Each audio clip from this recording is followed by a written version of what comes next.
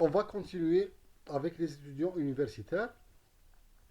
Un étudiant, il a des devoirs et il a des droits. D'accord.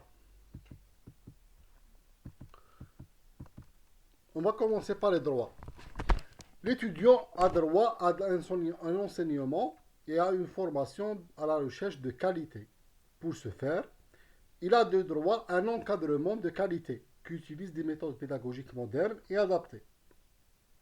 L'étudiant a droit au respect et à la dignité de la part des membres de la communauté universitaire. L'étudiant ne doit subir aucune discrimination liée au genre ou bien à toute autre particularité. Par exemple, si on a des handicapés ou bien des personnes, euh, de- les femmes, par exemple, si on a des nains, etc. Donc, c'est là une certaine particularité ou bien une maladie, quelque chose comme ça, c'est bien au contraire. On doit le respecter plus et essayer toujours d'être bienveillant. L'étudiant a droit à la liberté d'expression et d'opinion dans le respect des règles régissant les institutions universitaires. Ça, c'est logique. Le programme de cours doit lui être remis dès le début de l'année. Donc les supports de cours, références d'ouvrages et polycopiés doivent être mis à sa disposition. L'étudiant a droit à une évaluation juste, équitable et impartiale. Qu'est-ce que ça veut dire? Ça veut dire que dans le cadre d'une évaluation, par exemple les examens, les interrogations, les soutenances, on doit toujours évaluer son travail et pas une autre chose. La remise des notes accompagnée du corrigé et du barème de l'épreuve au besoin et la consultation de copies doivent se faire dans les délais raisonnables, n'excédant pas ceux fixés par les comités pédagogiques.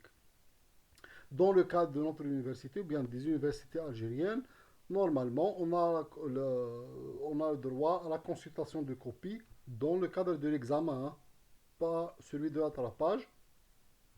Donc, on consulte notre copie dans les 48 heures jusqu'à 72 heures après remise des notes.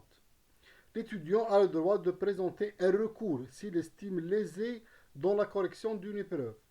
L'étudiant en post-graduation, par exemple au magistère ou bien au doctorat, a droit à un encadrement de qualité ainsi qu'à des mesures de soutien pour sa recherche. Qu'est-ce que ça veut dire? Ça veut dire qu'un étudiant en doctorat, il a besoin d'appartenir à un laboratoire de recherche, d'accord, de l'institution ou bien d'une autre institution. À travers ce laboratoire de recherche, il va recevoir, on va dire, des subventions qui s'élèvent jusqu'à 100 000 dinars à Chamlain, d'accord, 100 000 dinars par an pour la première année, pour la deuxième année, pardon, et jusqu'à 150 000 dinars par an pour les 3 années qui suivent. Pourquoi? C'est pour assurer son encadrement. D'accord? S'il a besoin d'acheter des produits chimiques, un matériel donné, s'il doit suivre une formation particulière, donc cet argent lui est réservé. L'étudiant a droit à la sécurité, à l'hygiène et à la prévention sanitaire nécessaires, aussi bien dans les universités que dans les résidences universitaires. Normalement, on a toujours des centres, on va dire, médicaux au niveau des résidences universitaires ou bien au niveau de toutes les universités. L'étudiant a droit aux informations concernant la structure d'enseignement supérieur à laquelle il appartient, notamment son règlement intérieur. Donc, dans, euh, dans notre cas, donc, normalement, l'étudiant il doit consulter régulièrement le site web officiel de la faculté ou bien de l'université d'Alger 1 par exemple et suivre ses comptes officiels sur les réseaux sociaux, Facebook, Instagram, etc. D'accord. Donc il aura toutes ces informations à partir de ces supports web. L'étudiant a droit aux informations concernant la structure d'enseignement, on a vu ça. Donc l'étudiant a accès à la bibliothèque, c'est logique, au centre de ressources informatiques et à tous les moyens matériels nécessaires à une formation de qualité. Donc je vous donne un exemple. Les étudiants en master 2 ou bien en doctorat ont accès à toutes les ressources en ligne, d'accord, à travers le compte SNDL, d'accord, le compte SNDL. qui est fait par la bibliothèque et le Centre national de recherche en informatique à Benakloun. Donc, ils vont lui donner un compte officiel à partir duquel il va avoir accès à toutes les ressources bibliographiques dont il aura besoin. Ça, c'est un exemple. L'étudiant élit des représentants au comité pédagogique sans entrave ni pression. Donc, on doit être libre de choisir le représentant que nous voulons. L'étudiant peut créer, conformément à la législation en vigueur, des associations estudiantiles à caractère scientifique, artistique, culturel et sportif. Donc je crois que c'est le cas pour les universités de notre faculté, il n'y a aucun problème là-dessus. Ces associations ne doivent pas s'immiscer dans la gestion administrative des institutions universitaires, en dehors du cadre fixé par la réglementation en vigueur. Donc par exemple, si on a une association artistique ou bien scientifique, ça ne doit pas faire une ingérence à la gestion de notre faculté. D'un autre côté, tout étudiant universitaire a des devoirs. L'étudiant doit respecter la réglementation en vigueur, ça c'est logique. Il doit respecter la dignité et l'intégrité des autres membres de la communauté universitaire, enseignants, agents administratifs, agents de sécurité, etc. L'étudiant doit respecter les droits des membres de la communauté universitaire à la libre expression. Comme c'est l'inverse. La communauté universitaire doit assurer ou bien doit respecter les droits des étudiants à une libre expression.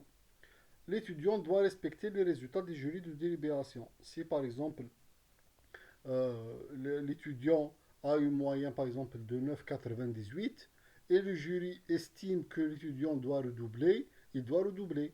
Pourquoi? Parce que les jurys de délibération sont souverains. Souverains même des décisions administratives. Ok?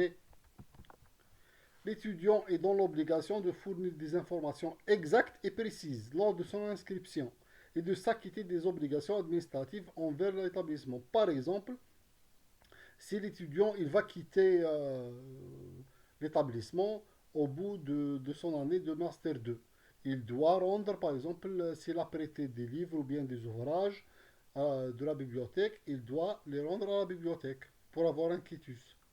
L'étudiant doit faire preuve de civisme et de bonne manière dans l'ensemble de ses comportements. Donc, il doit porter une tenue bien sûr respectable. Il doit bien sûr adresser la parole à ses enseignants de manière respectable, aux autres étudiants, etc. L'étudiant ne doit jamais frauder ou bien courir au plagiat. Ça, c'est clair. L'étudiant doit préserver les locaux et le matériel mis à sa disposition et respecter les règles de sécurité et d'hygiène dans tout l'établissement. Pour le personnel administratif et technique, il a des droits. Bien sûr, le respect, considération et équité, le traitement objectif et impartial lors de l'évaluation et de promotion. Il faut savoir que le personnel administratif et technique, il peut aussi avoir accès à des grades plus hauts et des postes supérieurs, etc. Il ne doit subir aucun harcèlement ni discrimination. Donc il faut savoir ça. Si vous êtes en face d'un agent de personnel, d'accord, administratif ou bien technique, par exemple le service de personnel, vice-doyen chargé de la pédagogie, scolarité, chef de département, adjoint, il faut faire attention. Il faut être très respectueux, d'accord. Et le respect est dans le deux sens, hein. Ça ne veut pas dire que l'agent administratif ou bien chef de département va vous manquer de respect. Non. Mais il faut s'assurer que on l'adresse d'une bonne manière, d'accord. On est dans le civisme, dans le respect. Et ces agents bénéficient du dispositif de formation continue, bien sûr, de promotion. Et leur devoir, c'est avoir, bien sûr, bon, réunir les conditions optimales permettant à l'enseignant-chercheur de s'acquitter au milieu de ses tâches et à l'étudiant de réussir son parcours universitaire. Donc, un agent de scolarité, il est dans le devoir, il est dans l'obligation, par exemple, de donner aux étudiants leur certificat ou bien leur attestation d'inscription. D'accord? sans aucune entrave à ses droits. Application, la déontologie du chercheur. D'accord. Donc, un chercheur, il doit avoir conscience des questions éthiques. On a déjà vu ça. Il faut s'adhérer aux bonnes pratiques d'éthique. D'accord. Pas de plagiat, pas de falsification. Plagiat, c'est de faire copier-coller. Falsification, c'est créer de nouvelles données, bien sûr, qui n'existent pas. Et le respect de confidentialité, si besoin. D'accord. Et devoir d'expliquer et d'informer. La prudence. Plus un bien sûr, plus un établissement multiplie ses codes, d'accord, chartes et tout mode d'affichage des valeurs, moins celles-ci sont crédibles. Plus une entreprise se tait sur ses valeurs, plus on a la chance de les déceler dans l'histoire des individus qui la font et dans leur comportement quotidien. L'excès du discours reflète toujours la carence des pratiques. Qu'est-ce que ça veut dire? Ça veut dire que on a une seule charte d'éthique et de déontologie. On n'a qu'un seul règlement intérieur de l'université et de la faculté. D'accord. On n'a qu'un seul règlement intérieur du conseil scientifique ou bien du conseil d'administration. D'accord. Ou bien de conseil pédagogique, ou bien de conseil de discipline, etc. Donc, plus on a de textes réglementaires, moins on a de pratiques. Donc, normalement, on a des textes, un nombre de textes limité et une pratique plus étendue. Ok. Concernant les notions de connaissance, compréhension et le fait d'apprendre, donc on a des perspectives cognitivistes de l'apprentissage. Donc pour la connaissance, c'est l'information dont on a gardé une trace à l'issue d'un encodage. D'accord. Comprendre, c'est donner un sens ou bien du sens à une information nouvelle en la reliant à une connaissance antérieure. Ça, c'est la différence entre comprendre et connaissance. Apprendre, c'est donner du sens à une information nouvelle, pas en reliant à une connaissance antérieure, mais en reliant durablement à une connaissance antérieure. D'accord. Ça, c'est la différence entre comprendre et apprendre. La relation avec les élèves, l'enseignant, il guide et il accompagne bien sûr la relation d'autorité et de pouvoir. D'accord. euh, il choisit les méthodes techniques et stratégies. D'accord. Et il établit des rapports professionnels avec ces derniers. On a certaines notions de professionnalisme, par exemple, le professionnalisme collectif, c'est des rapports interpersonnels entre les collègues, on a vu ça. C'est les décisions fondées sur des valeurs et un vrai débat.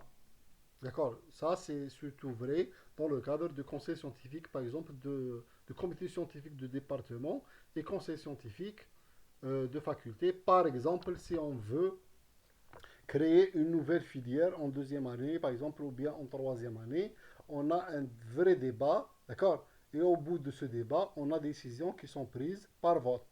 OK. Conseil d'établissement, donc on a des décisions à prendre dans les meilleurs intérêts des élèves ou bien des étudiants.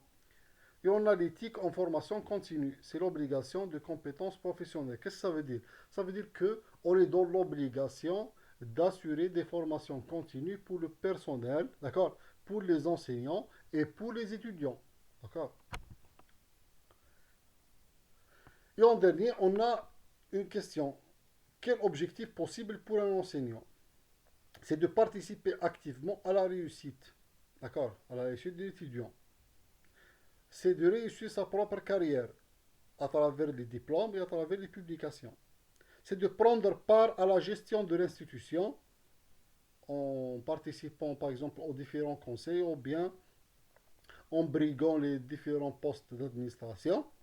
C'est gérer l'externalisation selon bien sûr les diplômés ou bien les recherches. Qu'est-ce que ça veut dire? Ça veut dire que on a toujours d'anciens diplômés et d'anciens chercheurs qui appartenaient à un moment donné à l'institution et on doit gérer bien sûr aussi bien leur carrière et utiliser leurs compétences et avoir le meilleur comportement possible face aux situations difficiles.